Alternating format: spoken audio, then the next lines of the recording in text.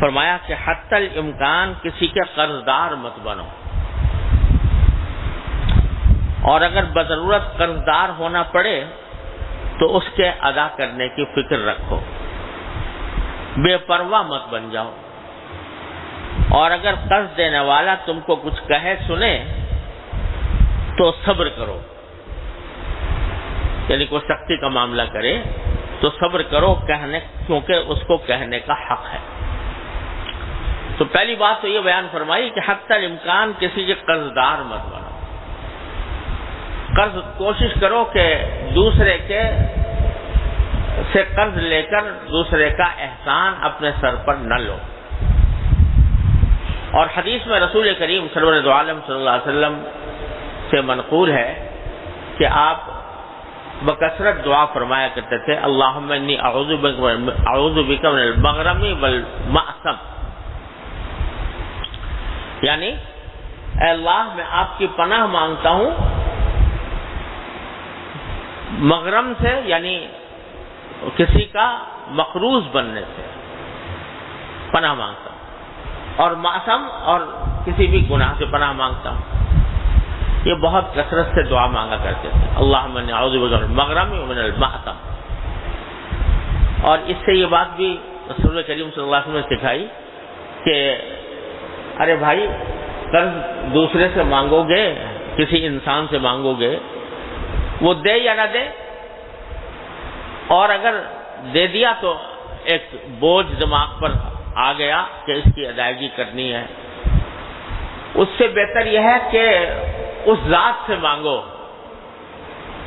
کہ اللہ میں آپ کی پناہ مانگتا ہوں،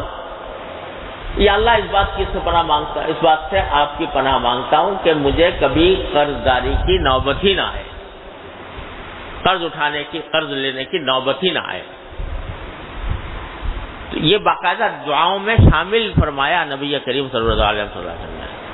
یہ بتانے کے لیے کہ بجائے انسانوں سے مانگنے کے، مخلوق سے مانگنے کے، اللہ سے مانگو، اے اللہ مجھے مقروض بننے سے بچائیے، میرے اوپر کسی کی دینداری نہ آئے، اور اللہ تبارک و تعالیٰ یہ دعا قبول فرمائے تو اس کے نتیجے میں انشاءاللہ ضرورت ہی نہیں پڑے گی۔ جس کام کے لیے دوسروں سے مانگنے جا رہے ہو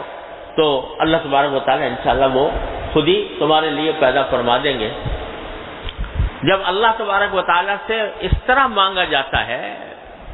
جس طرح مانگا جاتا ہے، اے اللہ مجھے فلاں کام سے بچا لیجیے، دل سے مانگو، اور یہ اس یقین کے ساتھ مانگو کہ جس سے مانگ رہے ہو وہ تمہیں ضرور عطا فرمائے گا۔ تو ایسے ایسے طریقے سے اللہ تعالیٰ دیتا ہے کہ آدمی کو گمان بھی نہیں ہوتا۔ من یتق اللہ یجعل لہ مخرجا ویرزقہ من حیث لا یحتسب، جب اللہ کا تقوی پیدا ہو جاتا ہے تو اللہ تبارک و تعالیٰ آدمی کے لیے کوئی نہ کوئی راستہ نکال دیتا ہے، ایسی جگہوں سے رزق عطا فرماتا ہے کہ انسان کو گمان بھی نہیں ہوتا۔ ہماری زندگی کے اندر بھی واقعات پیش آتے رہتے ہیں، دھیان نہیں جاتا کہ کس طرح اللہ تبارک و تعالیٰ نے کس مشکل سے بچایا۔ تو جب آدمی کے دل میں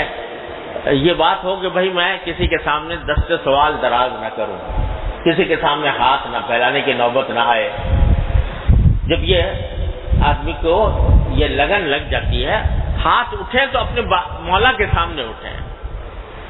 کہ بس اس سے مانگوں، اور یہ ہاتھ کسی اور کے سامنے نہ پھیلیں، نہ ہدیہ مانگنے کے لیے، نہ صدقہ مانگنے کے لیے، نہ قرض مانگنے کے لیے، کسی کے آگے ہاتھ نہ پھیلیں، اللہ ہی کے سامنے پھیلیں۔ جب آدمی اس جذبے کے ساتھ پروردگار سے مانگتا ہے تو اللہ تعالیٰ محروم نہیں کرتا، لیکن مانگنے والا چاہیے۔ کوئی جو ناشنا سے ادا ہو تو کیا علاج، ان کی نوازشوں میں تو کوئی کمی نہیں۔ وہ اگر اللہ تبارک و تعالیٰ سے مانگنے کی طرح، اور اس یقین کے ساتھ مانگے، یا اللہ میں آپ کے سوا کسی کا محتاج ہونا نہیں چاہتا، مانگے تو اللہ تعالیٰ دے دیتے ہیں۔